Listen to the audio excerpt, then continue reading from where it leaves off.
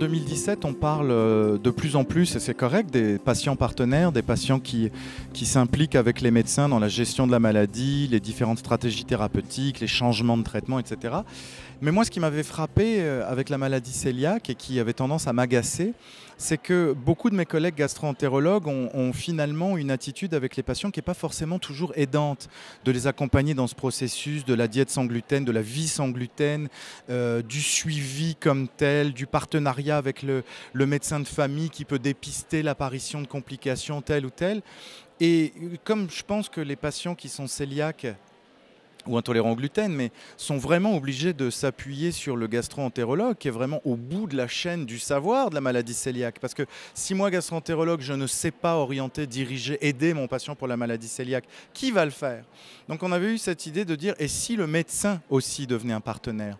Si le médecin apprenait, que ce soit humainement ou pratico-pratique, à mieux se former sur c'est quoi la vie sans gluten, ou comment on peut aider son patient sans gluten, c'est quoi les petites astuces qu'on peut donner à ces patients qui sont cœliaques, est-ce que ça faciliterait pas leur vie? Est-ce que ça faciliterait pas le suivi? Est-ce que ça n'améliorerait pas l'évolution et le pronostic de la maladie?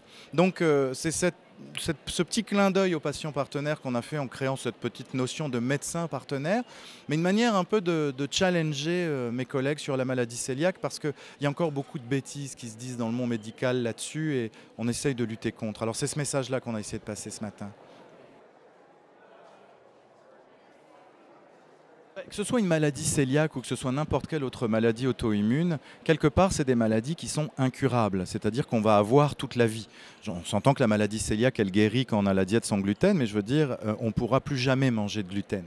Donc, c'est comme un mariage avec son médecin, son gastro-entérologue. Moi, c'est des patients que je vais suivre. Moi, j'ai 40 ans. Il y a des patients comme ça que je vais suivre probablement 25 ans et plus encore.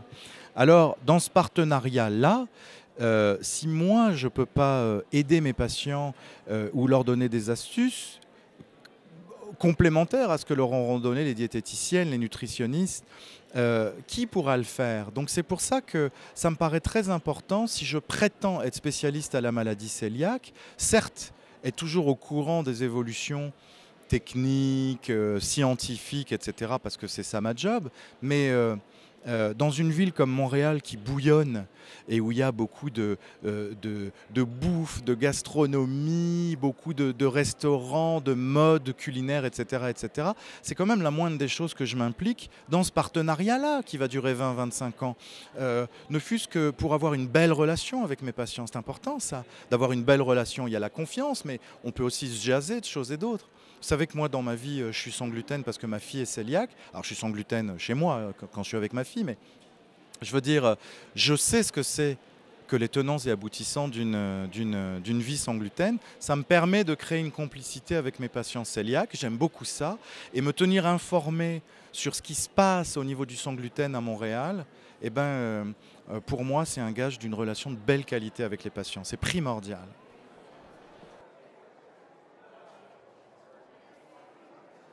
C'est hyper important parce que d'abord c'est venir à la rencontre des cœliaques parce qu'en tant que gastro-entérologue, je veux donner cet espoir-là.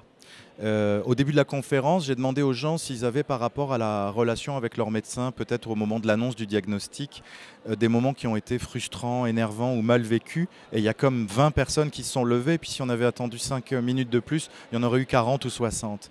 Donc il y a des frustrations par rapport à ça. Donc je viens quand même délivrer ce message qu'il y a quand même beaucoup de médecins comme moi qui sont sensibles à ça, qui sont sensibles à la relation médecin-malade de qualité et qui travaillent là-dessus et qui, comme moi, essayent de faire de l'enseignement des collègues là-dessus. C'est plus un tabou de dire que les médecins, ils ont besoin d'enseignement, ils ont besoin d'être mis au jour et d'être mis up-to-date. Bon, ben moi, je fais partie de ces docteurs qui se chargent de ça. Je trouve que c'est un message positif à délivrer aux gens. Que les médecins, maintenant, ils descendent de leur piédestal au Québec et qu'ils se mettent à égalité un petit peu avec les gens dans leur quotidien, dans leurs préoccupations. Donc ça, c'était important. La deuxième des choses, c'est que, veut pas, la maladie cœliaque, c'est quelque chose qui m'a rattrapé, qui me colle à la peau, qui colle autour de moi. Je suis impliqué là-dedans, c'est une cause qui me tient à cœur, puis c'est une belle cause. Alors, si venir faire des congrès comme ça, rencontrer les gens, les patients, le public, et continuer à avancer, à travailler ensemble, ça peut être une belle opportunité pour tout le monde pour continuer cet enseignement-là, pour que les gens au Québec arrêtent de dire des bêtises sur la maladie cœliaque. Si je peux un peu donner de mon temps, de mon savoir et puis peut-être de ma notoriété au profit de la maladie cœliaque, je le ferai vraiment avec plaisir parce que maintenant j'ai eu envie de m'impliquer et puis je commence comme ça.